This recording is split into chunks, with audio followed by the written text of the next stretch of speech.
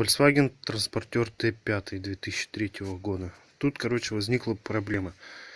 На кочках что-то об металл сзади стучало очень сильно. Нажимали, короче, на тормоза.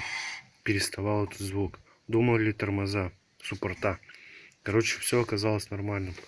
Оказалось вот в чем. Вот это амортизатор. Вот он. Ну, вот в этом месте он бил. Когда я вот так вот пошевелил, он бил кузов. У меня втулка тут порвалась. Новый амортизатор не хочу покупать. Нормальный этот. Короче, вот. Придумал такую вещь. Вот это вот материал. Такой вот, как пластмасса идет. Кладут на крышу. Я из него, короче, сделал вот такие вот шайбочки. Вот они. Ну, эти шайбочки я вот сюда вот. Так вот. С двух сторон. С этой и с этой вот. Подставляю.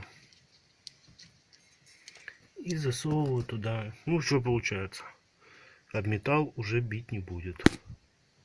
Ну, а потом срок годности подойдет амортизатора, нового амортизатора хватит.